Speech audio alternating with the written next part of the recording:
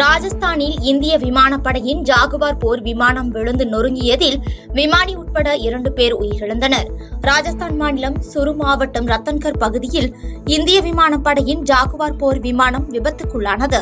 வான்வெளியில் தடுமாறியபடி பறந்து வயல்வெளியில் விழுந்து நொறுங்கியது.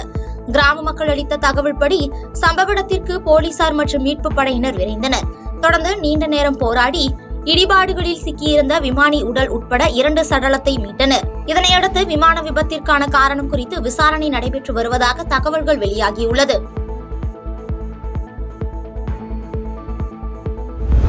குஜராத்தில் மாநில நெடுஞ்சாலையில் கம்பீரா என்ற பாலம் பயன்பாட்டில் உள்ளது. மாகிசாகர் ஆற்றின் குறுக்கே கட்டப்பட்டு உள்ள இந்த பாலத்தின் மீது தினமும் ஏராளமான வாகனங்கள் சென்று வருகின்றன. இந்நிலையில் கம்பீரா பாலம் எதிர்பாராத விதமாக இடிந்து விழுந்தது. இதனால் பாலத்தின் மீது வந்து கொண்டிருந்த 2 லாரிகள், 2 வேன்கள் உட்பட 6 வாகனங்கள் ஆற்றில் கவிழ்ந்தன. விபத்தில் 9 பேர் உயிரிழந்துள்ளதாக தெரிவிக்கப்பட்டுள்ள நிலையில் தகவல் அறிந்த மீட்புக் குழுவினர் உடனடியாக சம்பவ பகுதிக்கு விரைந்து சென்றனர்.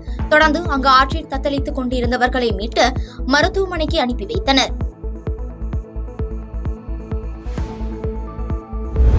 குஜராத் பாலம் விபத்தில் உயிரிழந்தோர் குடும்பங்களுக்கு பிரதமர் மோடி இரங்கல் தெரிவித்துள்ளார். மேலும் உயிரிழந்தோர் குடும்பத்தினருக்கு பிரதமரின் நிவாரண நிதியில் இருந்து 2 லட்சம் ரூபாயும், காயமடைந்தோருக்கு தலா 50,000 ரூபாய் நிவாரண நிதியும் வழங்கப்படும் என பிரதமர் அறிவித்துள்ளார்.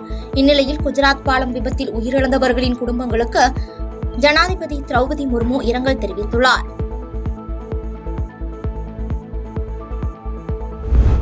மத்திய மாநில அரசு ஊழியர்களுக்கு பழைய ஓய்வூதிய திட்டத்தை அமல்படுத்த வேண்டும் உள்ளிட்ட 17 அம்ச கோரிக்கைகளை வலியுறுத்தி இன்று நாடு தழுவிய பொது வேலைநிறுத்தம் நடைபெற்று வருகிறது.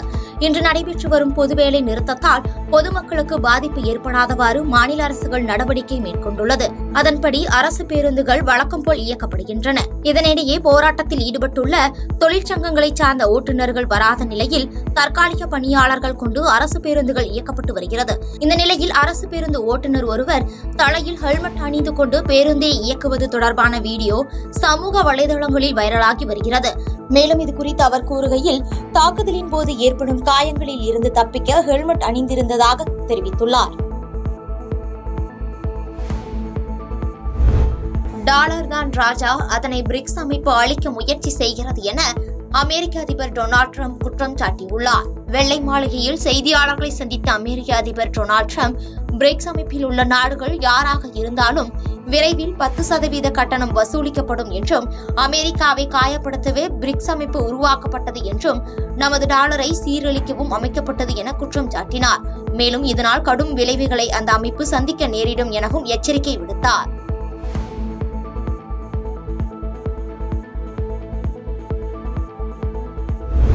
கேரளாவில் நிபா வைரஸ் பரவல் அதிகரித்து வருவதால் தமிழகத்தில் 6 மாவட்டங்களுக்கு பொது சுகாதாரத்துறை எச்சரிக்கை விடுத்துள்ளது.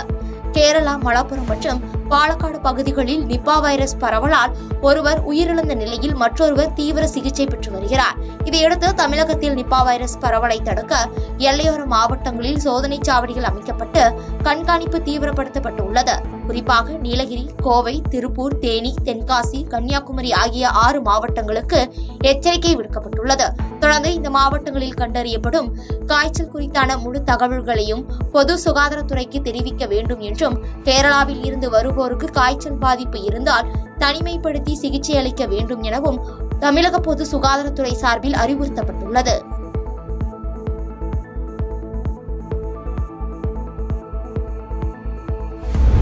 திருப்பதி தேவஸ்தானத்தில் முக்கிய பொறுப்பில் உள்ள அதிகாரி மாற்று மதத்தைச் சேர்ந்தவர் என்று கண்டறியப்பட்ட நிலையில் பணியிடை நீக்கம் செய்யப்பட்டுள்ளார். திருப்பதி தேவஸ்தானத்தில் உதவி நிர்வாக அதிகாரி அந்தஸ்தில் இருப்பவர் ராஜசேகர் பாபு. அண்மையில் இவர் இந்து மதத்தில் இருந்து மாற்று மதத்திற்கு மாறியுள்ளார். மதம் மாறியவர் வாரந்தோறும் கிறிஸ்தவ தேவாலயத்திற்கு சென்று தொடர்ந்து வழிபாடு நடத்தி வந்ததாக தெரிகிறது. தொடர்ந்து திருப்பதி தேவஸ்தானத்தில் பணிபுரிபவர்கள் இந்துவாக இருக்க வேண்டும் என்பது நிபந்தனையாக உள்ள நிலையில் இந்த நிபந்தனையை ராஜசேகர் பாபு மீறிவிட்டதாக குற்றச்சாட்டுகள் எழுந்தன. இதையடுத்து தேவஸ்தான விஜிலன்ஸ் அதிகாரிகள் விசாரணை நடத்திய பின்னர் ராஜசேகர் பாபுவை தேவஸ்தான நிர்வாகம் சஸ்பெண்ட் செய்துள்ளது.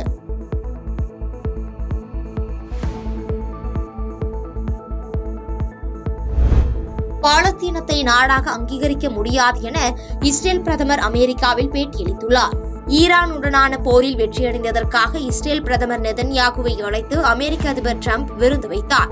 விருந்தின் போது பாலஸ்தீனத்தின் காசாவில் போரை நிறுத்தும்படி டிரம்ப் வலியுறுத்தினார். தொடர்ந்து அமெரிக்க அதிபர் டிரம்புடனான சந்திப்புக்கு பின் இஸ்ரேல் பிரதமர் நெதன்யாகு செய்தியாளர்களை சந்தித்தார். அப்பொழுது பேசிய அவர், ஹமாஸ் மற்றும் பாலஸ்தீன அரசுகள் பயங்கரவாதிகளுக்கான பதுங்கு குழிகளை கட்டி தங்கள் நாட்டிற்குள் அவர்களை அனுப்பி படுகொலை உள்ளிட்ட வன்கொடுமைகளை அரங்கேற்றினர் என்றும், காசா தங்கள் கட்டுப்பாட்டில் இருக்கும் என்றும், பாலஸ்தீனத்தை தனிநாடாக ஏற்க முடியாது என்றார்.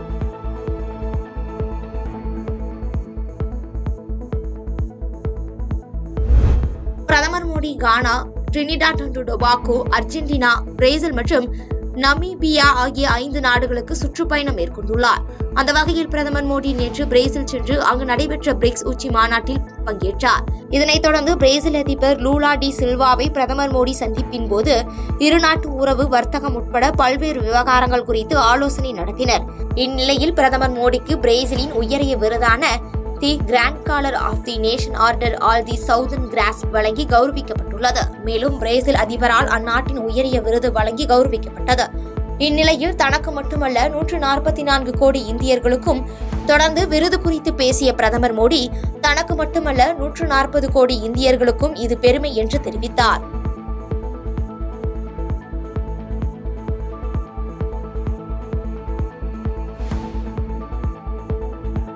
செய்திகளை உடனுக்குடன் தெரிந்து கொள்ள கீழ்கண்ட கேபிள் மற்றும் டிடிஎச் நெட்வொர்க்குகளில் எம்நாடு செய்தி தொலைக்காட்சியை காணுங்கள். பாதகம் செய்பவரை கண்டால் நாம் பயம் கொள்ளலாகாது பாப்பா. மோதி மிதித்துவிடு பாப்பா, அவர் முகத்தில் உமிழ்ந்து விடு பாப்பா. அண்மை செய்திகளை உடனுக்குடன் தெரிந்து கொள்ள இணைந்திருங்கள் எம்நாடு தொலைக்காட்சியுடன்.